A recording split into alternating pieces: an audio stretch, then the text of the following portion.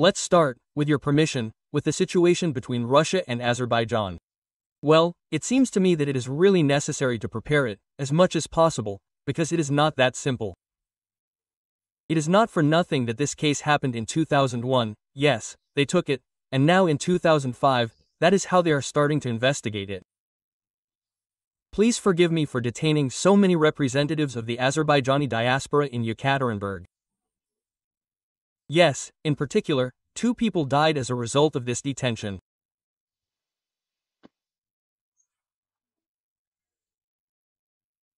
Well, here one should not overestimate one way or the other, yes, because in Yekaterinburg it is a deep province, where there is its own logic of this province, where there is a governor, where there are its own special services, they are doing something there. It's always, far from Moscow, anything can happen. That's it. And the second thing is that they do what Moscow demands, in principle, without realizing it. And Moscow demands now, so to speak, on the one hand, it seems to want to restore and maintain relations with the former Soviet republics, first of all in the Asian part and in the Central Asian part and in the Caucasian part. And on the other hand, she has her own problems and so on. And here are these security forces, they felt something there, some kind of wave. They understand that in Moscow there is such a movement that makes immigrants afraid. That's it, and they terrorize immigrants. The second thing is that the security forces themselves, after all, they do not directly depend on this matter. That is, they do not understand that the nightmare of immigrants, the Russian Federation is killing its own economy, because these are still the last people who can work on the settings there and so on, right? There are no Russians there. That is, if you remove all the Turkmen, all the Uzbeks, all the Azerbaijanis, then there will simply be no one to work there. And this means that all these civilian branches of the economy are already in decline, but they will decline even more. That's it, and here is such a story. Plus, there is a lot of geopolitics superimposed on it. That is, so to speak, from the states that broke away from the Soviet Union.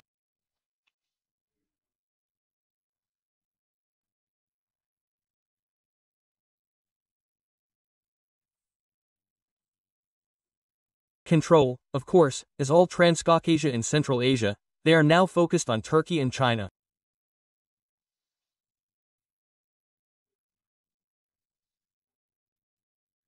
They perceive Russia as an important neighbor for the time being, because it is just big, dangerous, and its market is still of interest to them, yes, but they are reorienting themselves, they understand that the Russian Federation under Putin is in the opposite phase of historical development. That is, historical development is not going where Putin is going. Putin is going backwards, and historical development is going forward. Historical development goes to artificial intelligence, to progress, to science, to some biotechnological things. Putin proclaims all this, but nothing is done. He only fights and kills his own country. And all the same people who connect to his system, they are definitely also repainted in this system. That is, they are asked to recruit them to the front, they are asked there, to do something else. And Putin has 2 opposing things inside him. They have, on the one hand, a war against Ukraine, against the West, more simply against, in fact, everything that is not Russian. Yes. And, by the way, on this occasion there is also a war against Kharkiv, against the Caucasus, against any province, against Bashkiria, Tataria, Tuva and other national republics, because this is Russian fascism. That's it. And, on the other hand, there are people who understand that this is suicidal for the country, and they are still trying to keep it, somehow.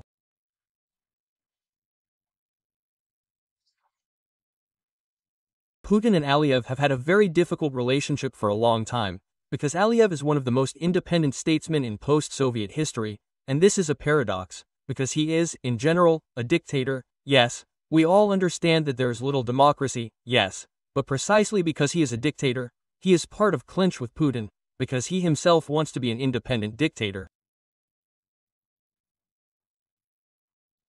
Yes, an independent dictator, a sovereign dictator.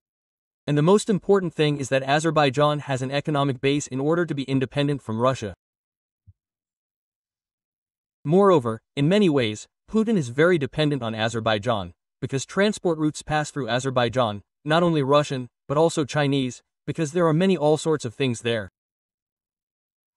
By the way, Azerbaijan has sources of its own independence. He has oil, which he trades. And he can trade in Russian oil. There, through it, gas can go to Europe and so on. Therefore, Putin depends on him. And that's why he doesn't want to fight directly with him. That is, he might be, if he were stronger, he would start some kind of war. But, you see, even with Pashinyan, in principle, he does not fight directly. That's it, but he definitely cannot fight with Azerbaijan, because a lot depends on Azerbaijan in the economy. And the most important thing is that in such a position Aliyev allows himself to the front, the open front. Well, we see that the Pole, who is completely dependent on Russia or very dependent on Russia, allows himself to the front, because he has no choice, because otherwise he will be placed inside. That's it. And Aliyev has a choice, that is, he has economic leverage, why it does not depend on Russia. And that's why he allows himself not to come to some events organized by Putin. He allows himself not to appear there at the CSTO in the same way as Pasha for another reason, but he allows himself not to come to the front on May 9th himself. That's it.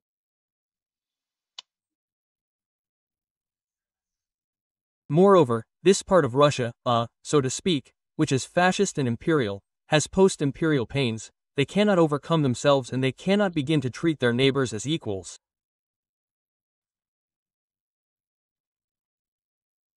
This is impossible. Here we are watching it in Ukraine. None of them perceives Ukraine as an independent sovereign state. Here, even despite the fact that Putin's war made Ukraine finally a sovereign and independent state, they do not understand this. They do not understand that Putin's war turned NATO from an absolutely useless organization that was dying and died even with the collapse of the Soviet Union, and in fact, even before that, it turned NATO into an effective organization again. They do not understand this. So with Aliyev, when in Chechnya, on Kadyrov's request, the Russian air defense shot down Aliyev's plane, they should have, if so seriously, just come and calmly tell him, yes, we have a tragedy, sorry. Pay him money, pay huge money to all the families of the victims, and everything would be fine. But you understand that the dictator Kadyrov and the dictator Putin come and tell the dictator Aliyev in a normal way that yes, we committed a crime and we repent, we are ready to pay for it, let it be with money, but atone in a simple way, in terms of concepts. They didn't even begin to do it by concept, did they? I'm not talking about the law, even conceptually, that is, conceptually, if you've messed something up there, you're supposed to admit your mistake, apologize and pay. Would pay off, there would be no problems. But they got into a pose. They said, we will not change publicly. Who is he, so that we publicly change in front of him? Kadyrov said to him, who is he? And then there is a Muslim against a Muslim, an Islamist against an Islamist, yes, the cash register ran over a stone and that's it. And this knot was tied so deeply, because they just got into a pose. Plus, it also happened that this plane was shot down in Chechnya, but flew over the Cape and fell in Kazakhstan. And this means that the investigation will be independent, because Kazakhstan is also playing its pro-China, pro-Turkish and anti-Putin game in this sense. That is, he, of course, trades with Putin, but he does not like Putin and does everything to hurt Putin. When it can be done, well, conditionally, no matter how beautiful, but here it is possible to make beautiful. They said, we have the ICAO International Organization of Civil Aviation in the capital in Canada. It investigates, it is generally supposed to investigate. It is you, when Prigozhin is shot down there, you say that we will not allow any ICAO, we will not allow any Brazil. And we have allowed both Brazil and ICAO, that is, and the creator of the plane, and the International Civil Aviation Organization.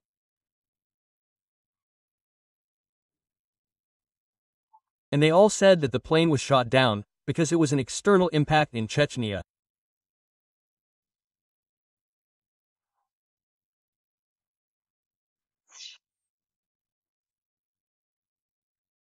But Putin doesn't like it terribly, and they don't like it in front of Aliyev. They are starting to have nightmares.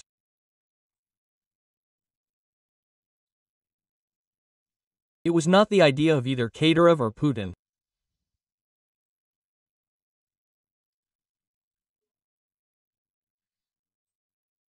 To immediately dismiss from Moscow all these local Facebookers who are terrorizing Azerbaijanis there, and they were simply killed. In fact, yes, that is, they were not provided, at least, they were not provided with medical assistance, and this is a passive murder. This may not be a premeditated murder, but nevertheless it is a manslaughter by carelessness, yes, by failure to provide assistance. That's it. And this is superimposed on a situation that was already explosive. That's all. Rushed, and now Azerbaijan is already up to that, to whom he said, yes, Russia does not want to recognize us as a sovereign state. So, what do we have there? What leverage do we have? Come on, let's close Russian institutions. They have a strange Russian house. It's such a kind of FSB residency, and it's a game. Come on, let's get it, let's close. And Putin's various propagandists say, how do you close our Russian? Yes, we are closing. And the Russian fascists say, and they are closing our Russian home. Well, then we will have nightmares inside Russia. Have nightmares, then you will not have a system. Have nightmares, guys. We are 250% satisfied with this whole thing. That is, the more such things there will be in the Russian Federation, the faster it collapses, the faster it quarrels with all the rest. If you look, he has no friends left at all.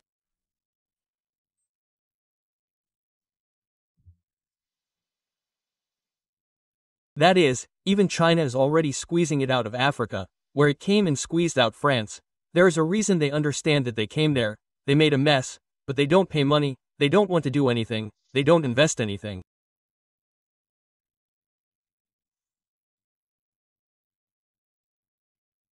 And only some idiots in Africa who have some illusions there say, but we will go to work in Russia, and they appear at the front in Ukraine, yes, and then, that means, in full Ukrainian. That's how such a knot was formed. And precisely because Putin stood up and Aliyev stood up even more. That's it, and now this is why the satellite has already been closed. And that's why the FSB officers known to everyone who were sitting there were arrested in the satellite, because everyone, it is clear that in all these, so to speak, these types of propaganda organizations, such as journalistic organizations, all of these are spy nests, including, by the way, in Azerbaijan, in which, in fact, they do not have the right to be, they do not have the right, because they believe that all CIS countries do not have the right to conduct anything other than counterintelligence activities on the territory of these countries against a friend.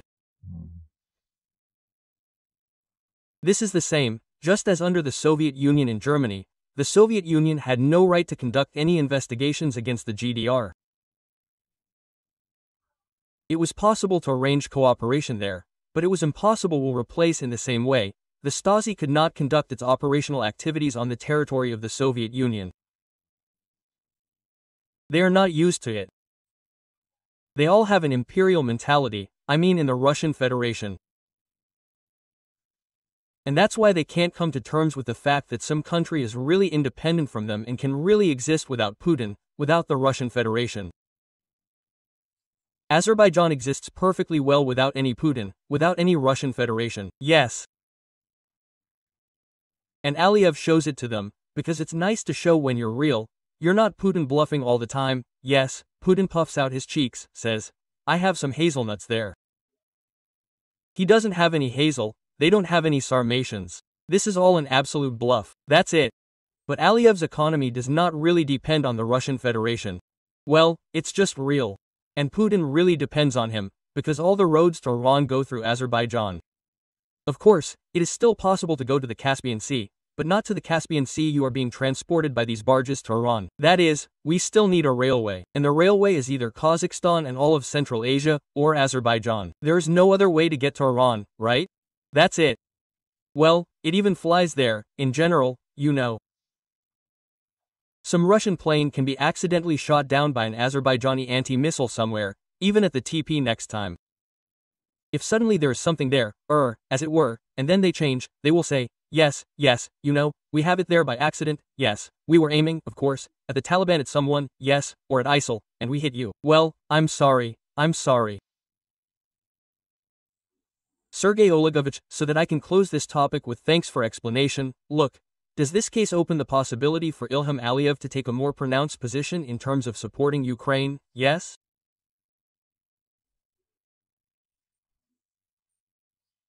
And if this case opens up to Recep Tayyip Erdogan, as the closest ally of Turkey, as the closest ally of Azerbaijan, they will also take some actions through Azerbaijan that will help us resist the aggression of the Russian Federation.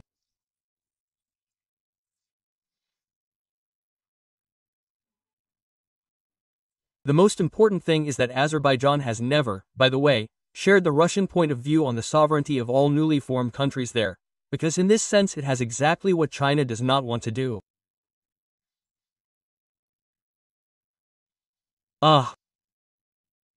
Azerbaijan is doing it, because if you look at it from the Chinese point of view, then Taiwan is Lugandan from the Chinese point of view.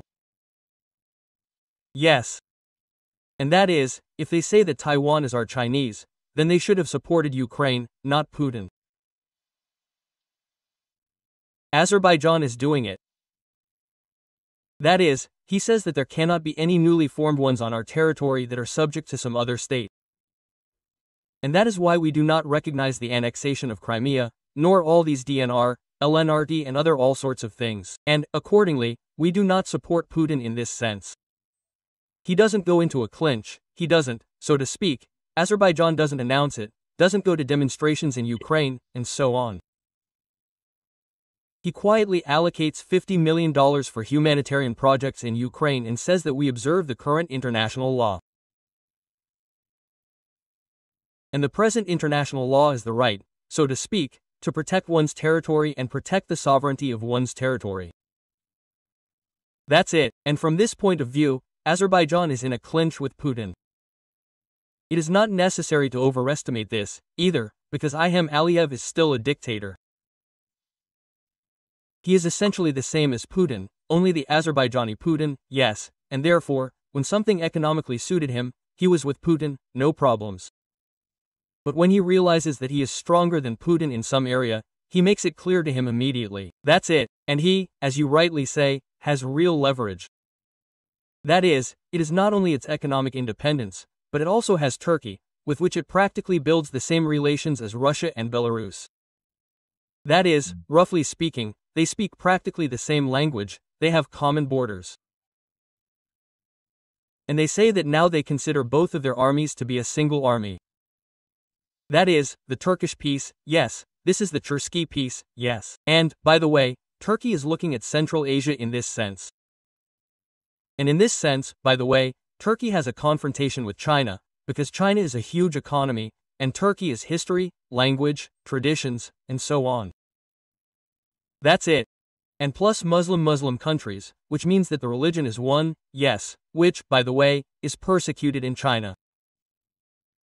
And that's why, by the way, these Central Asian countries, they will never withdraw from China, because they always know what China is doing with the Uyghurs. And the Uyghurs are a Muslim minority in China, which is practically Central Asian.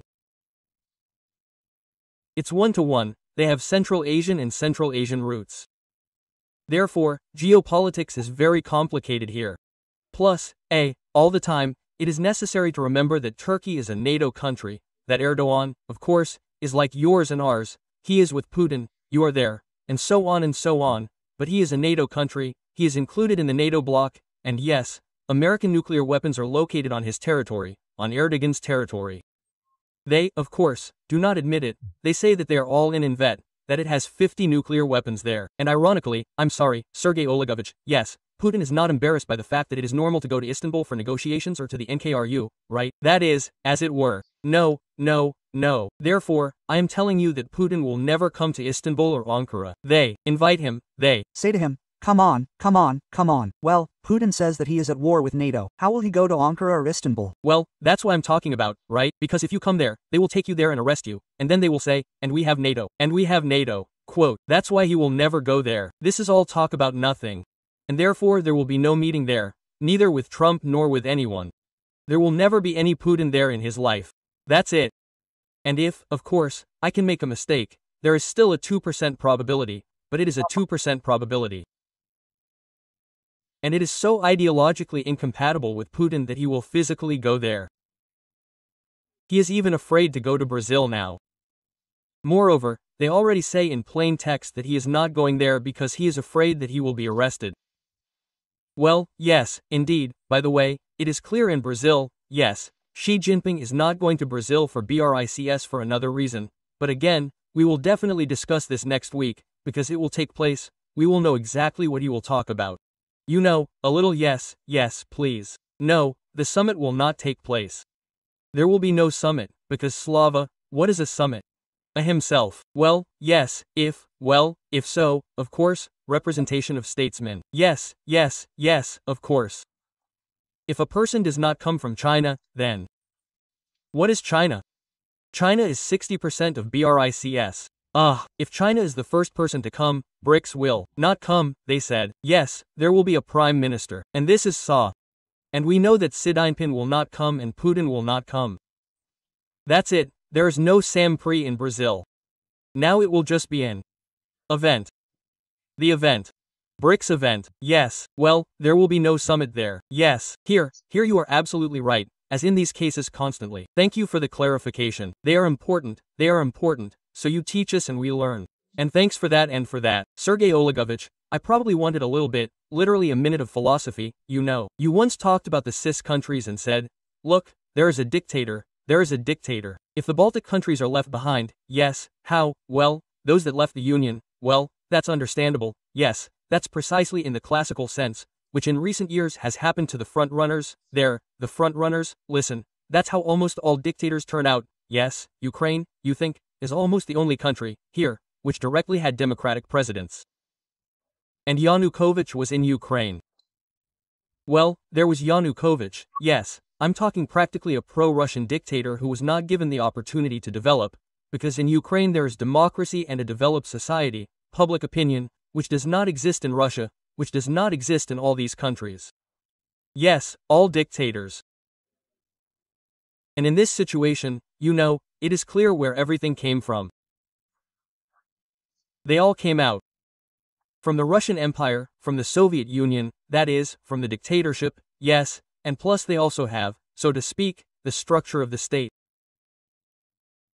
Plus, Islam, by the way, does not actually contribute to the emergence of democratic states, no matter what Islamic believers say about it, Muslims. That's because the only dawn of Islam was a very long time ago, in what was the 7th-8th century, and after that only dictatorship. Dictatorship and dictatorship.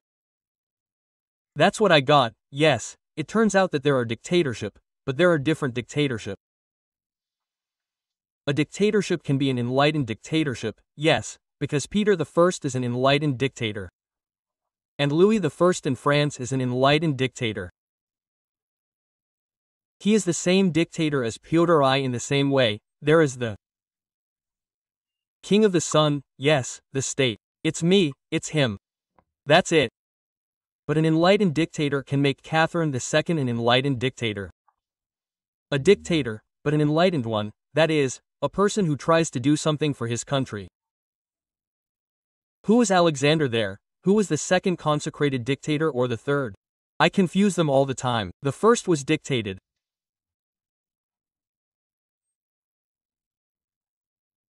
After him, the one who was killed by these very Ulyanov Lenins, who freed the Russian Federation from the yoke of serfdom.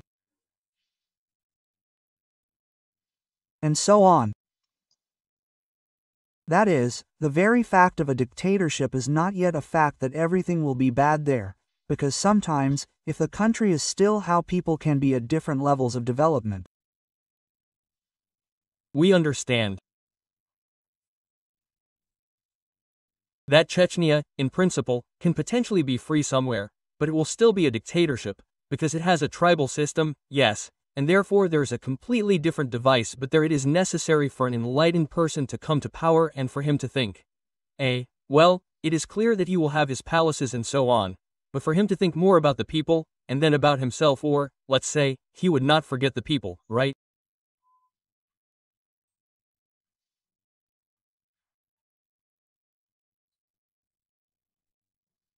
Because that's what we're seeing now with Kadyrov, yes, when for a few hours of with his son, and for one car of his son, he can actually support several cities or several large villages in his country 10 times better, but he prefers to invest these $10 million or $20 million in his son's watch.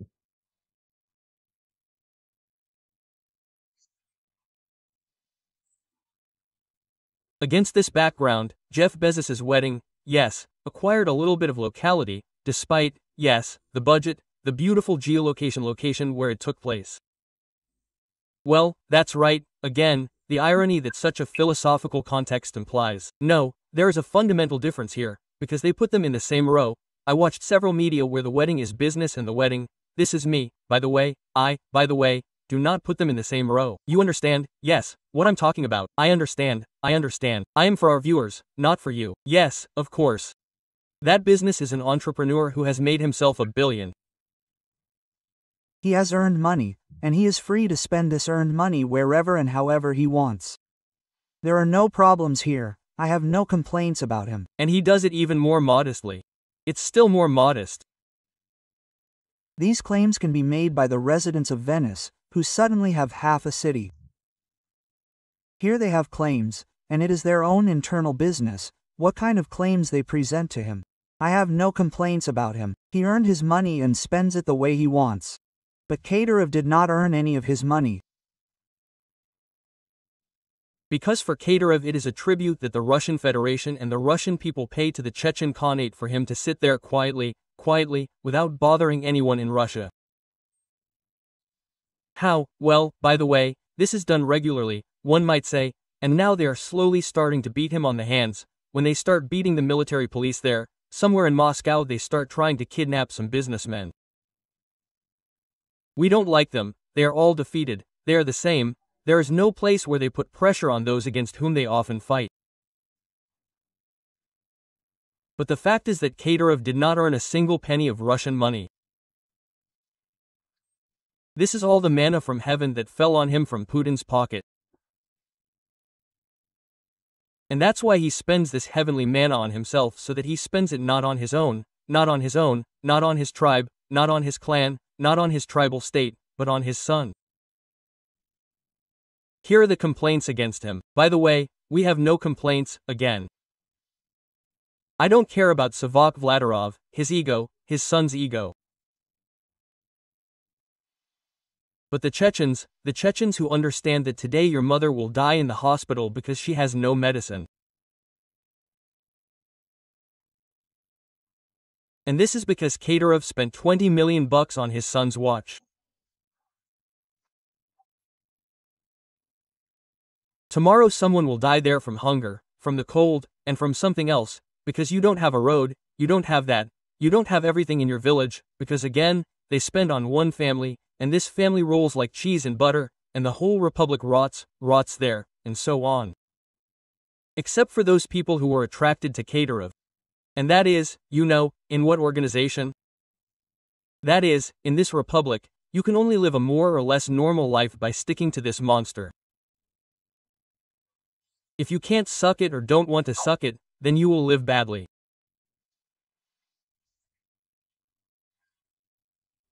Sergey Olegovich, I wanted to bring Putin's quote to the very end of our, today's dialogue. Recently, he had a meeting, like yesterday, on the development of new regions, so-called. Here is such a quote. Listen, please, you have probably already met, but nevertheless for the audience. For this, it means for the development of new regions, yes, for this it will be necessary to build anew or reconstruct objects of education, culture, healthcare, sports, ensure the development of roads, housing, utilities, as well as the entire social infrastructure, create new jobs with decent wages. What is he about? He says that by 2030, the Donetsk, Luhansk, Kherson, and Zaporozhye regions should reach average Russian indicators, including the standard of living of the population. Well, first of all, this will not happen, because the Russian Federation, I said this a long time ago, if Putin wanted to take care of the Russian-speaking population of Ukraine, it would be much easier for him to take and allocate huge pieces of land to them, which in the Russian Federation is 17.5 million square kilometers. She is all unmastered. It does not even need to be rebuilt. That is, it does not need to be repaired. They did not compare it to the land, as Ukraine was compared. That is, they first destroyed everything with carpet bombing, and now they say, we will now build a paradise there. There will be no paradise. Quote, look at Russia. Yes, by the way, this is also a lesson for those Russians who said, give Crimea, give something there, give this. There will be nothing there, because, first of all, in order for this money to end up in Donetsk region, it is necessary to separate it from the Russian regions. That is, this money will not work in Tuva, it will not work in Dagestan, in Chechnya, there, in the Russian regions, and so on. But they will not work even in these conquered territories, because, first of all, we are at war. This time. Secondly, everything will be stolen by 80% or 90%, and sometimes even by 100%. Nothing will be built there. And therefore, and the people in Russia who supported this annexation, they lost. And there are people inside Ukraine who supported Putin and said, yes, everything will be fine with them. They will also lose, because they do not understand that they will never invest anything in them. Now it's still Putin, because Putin, if he needed a beautiful picture, great, take it, you take the Rostov region, you take it, you allocate the land, you make a district, a Ukrainian district in the Rostov region, where everyone has 3-story mansions worth $1 million. Calculate how many billions he invested in the war with Ukraine. He could give all these Russian speakers who wanted to move to Russia a mother for $10 million. For $10 million for a mansion, he did not do this. And this means that he will never do it inside the conquered lands. This is a deception. And for this deception by Putin, all these people will pay for decades to come. Not to mention that Ukraine will never recognize these territories as conquered. She will never recognize these territories as Russian. According to international law, none of the normal states will ever be recognized as Russian. That's why this is Putin's adventure, in which he dragged fools. And the fools who got involved in it, they will pay for it with decades of fate of their sons, daughters, grandchildren. Because they will never get the paradise on earth that they dream of and that Putin describes. Our weekly adventure, in which we involve smart viewers, is logically, yes, ending today. And we traditionally, Sergey Velikovich, on behalf of all the viewers, thank you for the opportunity to draw our own conclusions based on your analysis and reflections, which we will definitely be waiting for next week. Traditionally, I invite each of our viewers to Sergey Zhirnov's YouTube channel as a thank you for watching until now. Be sure to subscribe, be aware of events, author's presentation and analytical perception, events, things that happen every day and directly affect us. And next week, as always, we will see each other, ladies, gentlemen, madam, Sergey Zhirnov. Thank you. Thank you.